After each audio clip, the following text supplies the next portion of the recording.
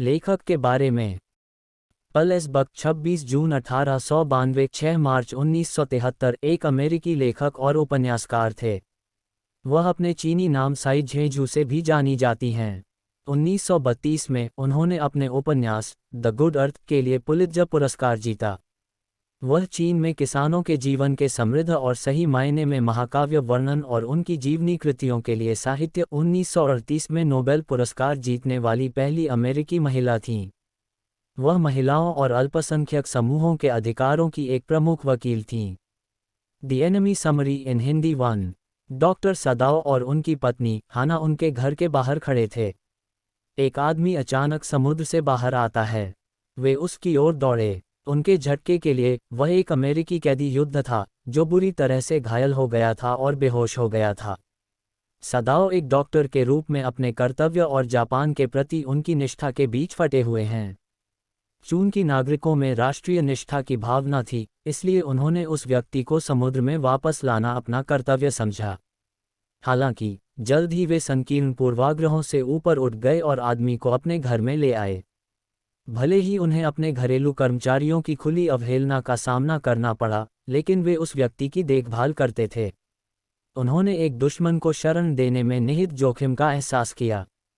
लेकिन डॉक्टर सदाओ को पता था कि उन्हें गिरफ्तार नहीं किया जाएगा और निर्दयी जनरल की निंदा की जाएगी, क्योंकि उन्हें खुद किसी ऑपरेशन के लिए किसी भी समय अपनी सेवाओं की आवश्यकता हो सकती है। सदाओ ने बीमार जनरल को अपने घर में दुश्मन के बारे में जानकारी दी। उत्तरार्ध अमेरिकी से छुटकारा पाने की योजना बना रहा है और लोगों को जरूरतमंदों को भेजने का वादा करता है।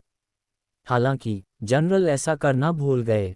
थोड़ी देर के बाद, जैसा कि अमेरिकी बेहतर हो गया, सदाओ ने उसके लिए पास के एक द्वीप पर जाने की व्यवस्था की, जहां से वह दुश्मन की सीमाओं से निकलने की कोशिश कर सकता था। द एनिमी समरी इन हिंदी 2। शत्रु पल सिडेन स्ट्रिकर बक द्वारा लिखित एक कहानी है। यह एक जापानी सर्जन सदाओ के बारे में है। वह अमेरिका में पढ़ने के लिए गया था और वहां एक जापानी लड़की हाना से मिलता है। वह उससे शादी करता है और उसे वापस बसाने के लिए जापान लाता है। यह द्वितीय विश्व युद्ध का समय था। इस प्रकार सभी डॉक्टरों को जापानी सेना की सेवा के लिए बुलाया गया था। हालांकि उन्होंने सदाओ को वापस रहने की अनुमति दी।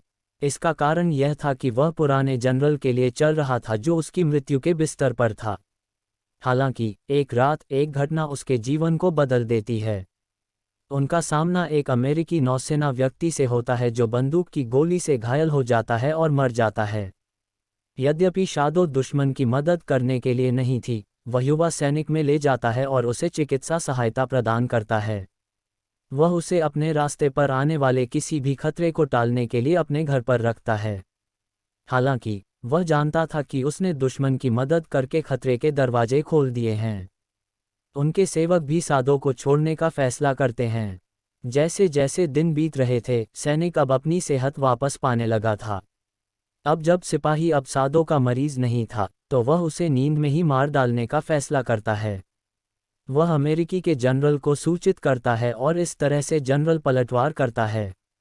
वे अमेरिकी सैनिक को मारने के लिए निजी हत्यारों को भेजने का फैसला करते हैं।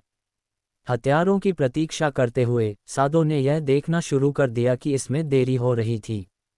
हालांकि इस कोर्स के दौरान सदाओ में मानवता पैदा होती है। उसे पता चलता है कि वह दिन के अंत में एक इंसान है। वह अब मानव जीवन के मूल्य के साथ साथ सार्वभौमिक भाईचारे को भी मानता है। इस प्रकार यह उसके दिमाग को खोलता है जो दौड़, सीमाओं और युद्धों तक सीमित था। अंत में वह इस निष्कर्ष पर पहुंचता है कि अमेरिकी सैनिक सिर्फ इसलिए उसका दुश्मन नहीं है क्योंकि वह दूसरे देश का है। इस प्रकार वह अपने पूर्वाग्रहों से ऊपर उठता है और अमेरिकी सैनिक को भागने में मदद करके सही काम करता है, जिससे उसकी जान बचती है।